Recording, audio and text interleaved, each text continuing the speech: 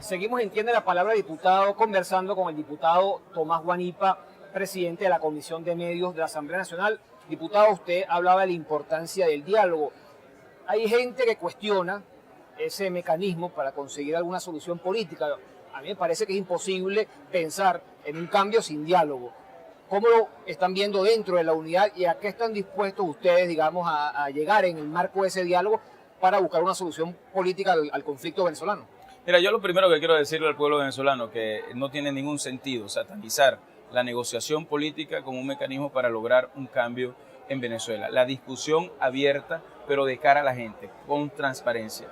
En la época de la guerra de independencia, Simón Bolívar se reunió con quien comandaba las fuerzas reales. En la época del apartheid en Sudáfrica, cuando asesinaban a centenares de negros diariamente, simplemente por su color, y los asesinaba el mismo gobierno, Nelson Mandela establecía discusiones y conversaciones con el gobierno mientras seguía ejerciendo la presión de calle necesaria para que hubiese un camino hacia la libertad, y logró a través de esos dos instrumentos, la presión de calle y también la persuasión, la presión en el diálogo con el gobierno, que hubiese un reconocimiento a las mayorías negras y que pudieran votar. En la dictadura de Pinochet, cuando se fue al proceso referendario, que fue toda una farsa montada y que sin embargo ganó la oposición, hubo un proceso de diálogo y de negociación para que el país pudiera transitar hacia una democracia en paz. Cuando había una guerra civil en Nicaragua, en la Nicaragua sandinista, se privilegió la posibilidad de un encuentro para que hubiese un proceso electoral que permitió que el sandinismo saliera del poder y que se instaurara una democracia en Nicaragua. Por tanto, nosotros no podemos dejar de utilizar los espacios que tengamos para garantizarle a los venezolanos que haya un cambio, porque el cambio tiene que ver con la realidad que estamos viviendo los venezolanos en este momento. Hay millones de personas que se acuestan sin comer todos los días y que están esperando de nosotros que hagamos algo para que ese drama se acabe. Hay centenares de personas que mueren por no tener la medicina adecuada. Hay niños que lloran y le gritan a sus madres que por favor no la lleven a hacer cola. Y ese drama que estamos viviendo en Venezuela, nosotros tenemos que buscarle un cambio, una salida que no puede estar en manos de este gobierno, porque es este gobierno el culpable del drama que estamos viviendo. Diputado, ahora, eso se hace desde la Asamblea Nacional con el juicio político, eso se hace desde la calle tomando la autopista el día de mañana, eso se hace desde la presión popular en cada una de las comunidades, y eso se hace también aprovechando que la comunidad internacional, que nos abandonó durante años, Pedro, nos pueda estar acompañando en este momento en un proceso en el que todo el mundo reconoce que en Venezuela ya no hay democracia y que tenemos que buscar el mecanismo para que pueda restituirse las libertades y garantizarle al pueblo un cambio en paz. Hola, diputado, le quería preguntar, ¿no resultaba casi iluso pensar que sin ese diálogo y esa negociación el gobierno iba a admitir la posibilidad de un revocatorio, tomando en cuenta que pierde el revocatorio y en 30 días abandona el poder? O sea, no era iluso creer que podía avanzarse en ese camino si antes no había una negociación que de alguna manera acercara a las partes, porque obviamente, así como la oposición desconfía del gobierno, el gobierno también desconfía de lo que puede hacer la oposición en caso de que mañana tenga el poder. Mira, no era iluso porque lo que estábamos haciendo y lo que estamos haciendo es hacer uso de nuestro derecho ciudadano de convocar un proceso revocatorio en Venezuela, y eso no tiene por qué negociarse. El golpe de Estado dado por los tribunales, pero por cierto que mañana será un consejo comunal el que suspenderá aquí un proceso electoral, y dado también por el Consejo Nacional Electoral cuando impidió que el proceso del 20% se pudiera llevar a cabo, pues es una cosa absolutamente insólita, y nosotros no vamos a dejar de reclamar que sea restituido, y una de las formas de restituir el derecho de los venezolanos a elegir es que se eche para atrás esa decisión judicial y que se pueda ir al 20% para que vayamos al proceso revocatorio. Por otra parte, nosotros pensamos, por ejemplo, que debe haber una enmienda constitucional que permita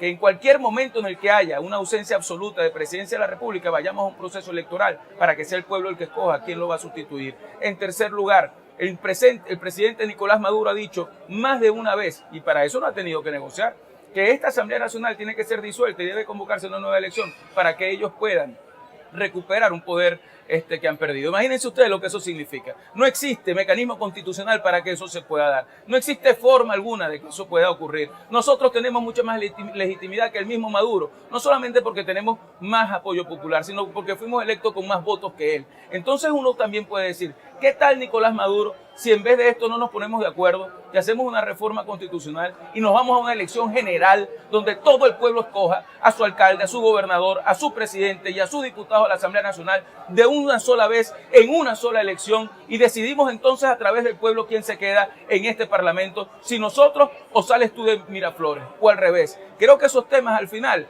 tienen que plantearse como los mecanismos bajo los cuales nosotros vamos a ejercer la presión necesaria para que en este país haya un cambio.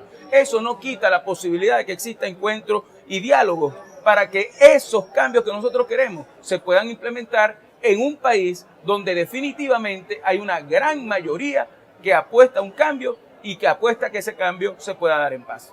Diputado, quisiera que definieras el momento donde estamos ahora, ¿no? Que definiéramos esto.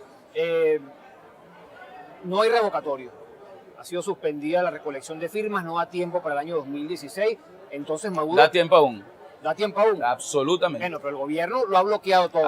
Es así. Y además de ese elemento, otra cosa que quería destacar, la oposición no ha demostrado la capacidad de movilización, de presión social para de alguna manera alterar o quebrar esa resistencia. El gobierno ha hecho todos los abusos que ha cometido, no ha aprobado nada por ello hasta el momento y así ha continuado. Había gente que decía, no van a suspender la firma, la suspendieron y así han seguido pues avanzando.